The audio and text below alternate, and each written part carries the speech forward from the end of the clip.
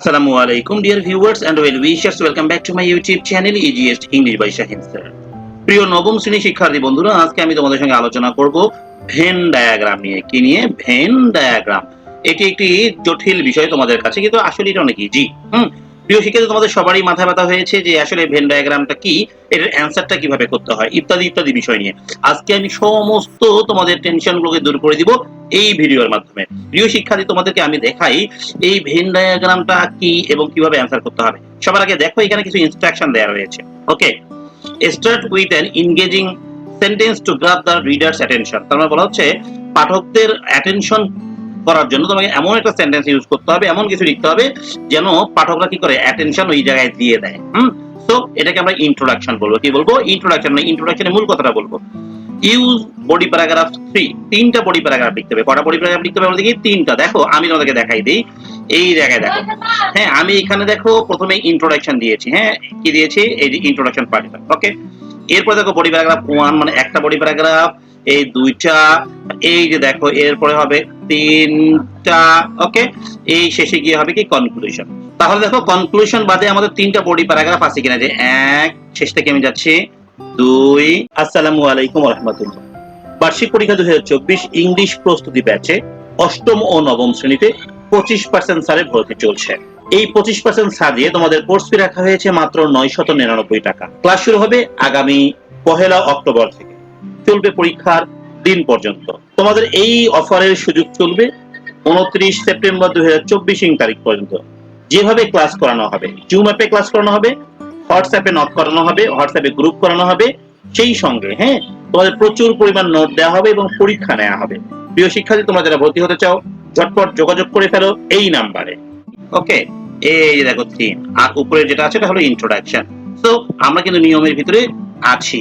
প্রিয় শিক্ষার্থী, দেখো আমি তোমাদেরকে একটু দেখাই। আমি কিন্তু এখানে শুধুমাত্র এটি আমি অনেকগুলো দিয়েছি বার্ষিক পরীক্ষায় আসার উপযুক্ত। ওকে, সামার ভার্সেস উইন্টার ভ্যাকেশন এটা একটা দিয়েছি, সেই সঙ্গে এখানে দিয়েছি বাস ভার্সেস ট্রেন। এইভাবে অনেকগুলো আমি ভেন ডায়াগ্রাম দিয়েছি। তোমরা একটু দেখো, এগুলো তোমরা যদি পেতে চাও পিডিএফ আকারে, কি আকারে? পিডিএফ আকারে। শুধু এটা নয়, তোমাদের নবম শ্রেণীর বার্ষিক পরীক্ষার যে সিলেবাস রয়েছে সেটা যা যা প্রয়োজন, ফুল সিলেবাসের যদি প্রশ্ন এবং অ্যান্সার পেতে চাও, অনেকগুলো প্র্যাকটিস শিট পেতে চাও, তাহলে তোমরা অবশ্যই স্ক্রিনে দেখানো নাম্বারটিতে যোগাযোগ করো, হোয়াটসঅ্যাপে যোগাযোগ করো। মাত্র 100 টাকার বিনিময়ে তোমরা পেয়ে যাবে নবম শ্রেণীর পরীক্ষার প্রস্তুতির পূর্ণাঙ্গ শিট। প্রিয় শিক্ষার্থী, চলো কথা না বলে চলে যাই মূল পর্বে। তবে মূল পর্বে যাওয়ার আগে তোমরা যারা এখন পর্যন্ত আমার চ্যানেলকে সাবস্ক্রাইব করোনি, ঝটপট সাবস্ক্রাইব করে ফেলো। সেই সঙ্গে কমেন্ট সেকশনে লিখো তোমরা কে কোন স্কুল থেকে আমাকে দেখছো। প্রিয় শিক্ষার্থী, এবার আমরা প্রশ্নটি আগে বুঝবো। ওকে, the Venn diagram below shows some similarities. হ্যাঁ, কিছু সিমিলারিটিস দেখাচ্ছে, some dissimilarities, কিছু ডিসিমিলারিটিস দেখাচ্ছে, and some common features between the garment sector and the IT sector, এবং কিছু কমন ফিচার্স দেখাচ্ছে, হ্যাঁ, আইটি সেক্টর এবং গার্মেন্ট সেক্টরের ভিতরে। নাও রাইট অ্যান এসে। এখন একটা এসে লিখতে হবে ডিসক্রাইবিং দ্য ভেন ডায়াগ্রাম। আচ্ছা, ইন নট মোর দ্যান 250 ওয়ার্ডস, 250 ওয়ার্ডের বেশি নয়। আমরা তো শুরুতেই বলেছি ইন্ট্রোডাকশন নিতে হবে। ইন্ট্রোডাকশনে আমাদেরকে অ্যাটেনশন গ্রাব করতে হবে পাঠকদের, তিনটা বডি প্যারাগ্রাফ দিতে হবে। এরপর তাদের বলছি use specific examples, examples use করতে হবে, ফ্যাক্টস ইউজ করতে হবে, কোটস অর্থাৎ কোনো যদি উদ্ধৃতি দেওয়া দরকার হয় সেটা ইউজ করতে হবে। তারপর briefly recap the main points, তাহলে রিক্যাপ করতে হবে। রিক্যাপ মানে বুঝো তো, পুনরায় দেখাতে হবে। কোথায় বলে কি? Compare and contrast you covered in the body paragraph, সেটা কি আমরা কোন জায়গায় দেখাবো? কনক্লুশনে গিয়ে দেখাবো। প্রিয় শিক্ষার্থী, তাহলে আগে প্রশ্নটা বুঝি। দেখো আমাদের পরীক্ষার প্রশ্ন এরকম থাকবে, দুইটা দিক থাকবে, গার্মেন্ট সেক্টর, আইটি সেক্টর। ওকে, অথবা আমি যেগুলো দিয়েছি তার মধ্যে যে কোনো একটা থাকতে পারে। যেমন আমি এখানে দিয়েছি private school versus public school. Okay, তাহলে এখানে এরকম থাকবে, দেখো কি থাকবে এখানে? Private school, public school. Okay, তারপরে এখানে দেখো দুই জায়গায় কিন্তু ফোকাস থাকবে। দুই জায়গায় কি থাকবে? ফোকাস থাকবে। তাহলে ওই যে যেরকম প্রশ্ন আসবে সেরকম ফোকাস দেওয়া থাকবে। এখানে গার্মেন্টস এর ক্ষেত্রে ফোকাস দেওয়া রয়েছে, দেখো manufacturing, designing and selling clothes and textiles. Okay, এটা গার্মেন্টের জন্য। আর এই দিকটা হলো কার জন্য? আইটির জন্য। মানে যেদিকে যেটা থাকবে সেটা তার জন্য। তাহলে আইটির জন্য কি কি ফোকাস দেওয়া রয়েছে? দেখো ইনফরমেশন টেকনোলজি সার্ভিসেস। তাহলে এখানে কি করা হয়? তথ্য প্রযুক্তির সার্ভিসেস করা হয় এন্ড প্রোডাক্টস। ওই ধরনের প্রোডাক্টস গুলো ব্যবহার করা হয়, যেমন কম্পিউটার হতে পারে, ল্যাপটপ হতে পারে, হ্যাঁ, বা রাউটার হতে পারে, ইত্যাদি ইত্যাদি বিষয়গুলো। ওকে, আবার দেখো কমন এরিয়াস, উভয়েরই কিন্তু কমন এরিয়াস রয়েছে। এইটার কিছু, এইটার কিছু, মানে দুইটারই যা যা রয়েছে দুইটারই মধ্যে একটা মিল বন্ধন রয়েছে কমন এরিয়াস। হ্যাঁ, যেমন ই কমার্স, দুইটাই কিন্তু ই কমার্সের মাধ্যমে হয়। যেমন এটাও আমরা বিদেশে বেচি ই কমার্সের মাধ্যমে, আর এটা তো অবশ্যই ই কমার্সের মাধ্যমেই হয়। তারপরে ডেটা ম্যানেজমেন্ট, ওকে, উভয়টিতে কি ডেটা ম্যানেজমেন্ট করতে হয়। যেমন এখানে কতটা প্যান্ট উৎপন্ন হলো, কতটা শার্ট উৎপন্ন হলো, ডেটা ম্যানেজমেন্ট করতে হয়। এখানেও কিন্তু ডেটা ম্যানেজমেন্টের ব্যাপার আছে, কারণ এটা ডেটা নির্ভরই, তাই না? আবার দেখো সাপ্লাই চেইন ইফিসিয়েন্সি, এখানে কিন্তু সাপ্লাইয়ের জন্য চেইন ইফিসিয়েন্সি লাগে, এটারও জন্য লাগে, এটারও জন্য লাগে, কারণ এই আইটি সেক্টরে কিন্তু অনেকগুলো প্রোডাক্টস হয় যেগুলো বিক্রি করতে হয়, তাই না? এগুলোর জন্য সব লাগে। এবার ডিজাইন অ্যান্ড ইনোভেশন, তাহলে উভয়টাতে কিন্তু ডিজাইন এবং ইনোভেশন লাগে, কারণ এখানেও কিন্তু আমাদের গার্মেন্টস সেক্টরে কিন্তু নতুন নতুন ডিজাইন না আসলে কিন্তু ওই পোশাক চলবে না। এখানেও কিন্তু নতুন নতুন মডেল না আসলে আমাদের কিন্তু চলবে না। প্রিয় শিক্ষার্থী, আশা করছি বুঝতে পেরেছো। এবার আমি তোমাদেরকে নিয়ে যাবো মূল জায়গায়, উত্তরটি কিভাবে লিখতে হবে সেই জায়গায়। প্রিয় শিক্ষার্থী, দেখো আমি যেটা স্যাম্পল কোশ্চেন ছিল, এটা আসবে না পরীক্ষায়, এটা দিয়ে বুঝিয়ে দিই, এবং পরবর্তীতে যেগুলো আছে আমার তো এগুলো অ্যান্সার শিট সুন্দর করে সাজানো আছেই, তোমরা চাইলে এগুলো নিয়ে সুন্দরভাবে প্র্যাকটিস করতে পারবে। ওকে, দেখো আমি চলে যাচ্ছি হচ্ছে উত্তরে। প্রথমে আমাকে কি করতে হবে, অ্যাটেনশন গ্রাফ করতে হবে ইন্ট্রোডাকশনের মাধ্যমে। when comparing the garment sector versus IT sector, দেখো আমি এগুলো কমন রেখেছি, পরের উত্তরটা যদি যাই, দেখো when comparing summer and winter vacation, বুঝতে পারছো?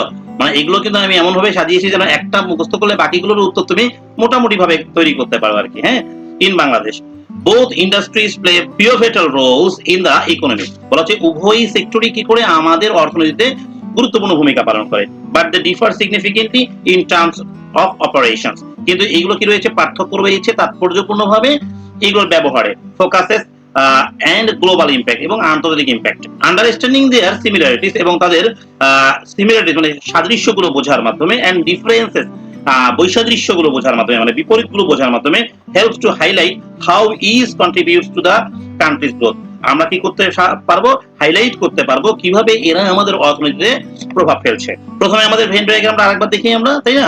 এই যে দেখো ভেন ডায়াগ্রাম, এখানে প্রথমে কি ছিল বলতে কি, গার্মেন্ট সেক্টর ছিল, তো আমাকে গার্মেন্ট সেক্টর নিয়ে আগে আলোচনা করতে হবে। তোমাদের যেটা আগে থাকবে সেটা আগে আলোচনা হবে। দেখো, the garment sector is a labour intensive industry, বলা হচ্ছে গার্মেন্ট সেক্টর লেবার নির্ভর শিল্প, তাই না? That focuses primarily on the manufacturing, যেটা প্রথম কাজ হচ্ছে কি ম্যানুফ্যাকচারিং করা, ডিজাইনিং করা, and exporting of clothing and textiles, এবং কি করা, এক্সপোর্ট করা জামা কাপড় এবং টেক্সটাইলস গুলো। It is one of the বাংলাদেশের লার্জেস্ট ইন্ডাস্ট্রিজ, হ্যাঁ, এটা বাংলাদেশের একটা বৃহৎ শিল্প।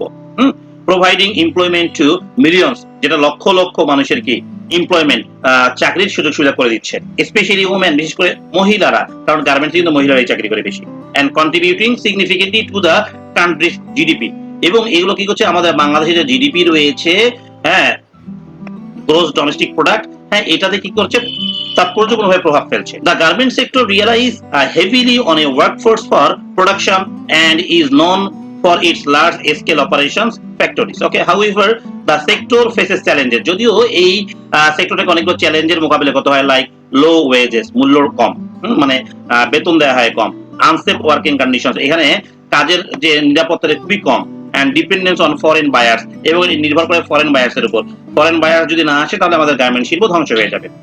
Despite these challenges, এই প্রতিকূলতাগুলো থাকা সত্ত্বেও the garment sector remains a cornerstone of Bangladesh export country economy. Okay, তারপরে কি হচ্ছে, এটা বাংলাদেশে যে আমাদের রপ্তানি রয়েছে তার একটা হৃদয়ের অবস্থান করছে, অর্থাৎ গুরুত্বপূর্ণ অবস্থান পালন করছে।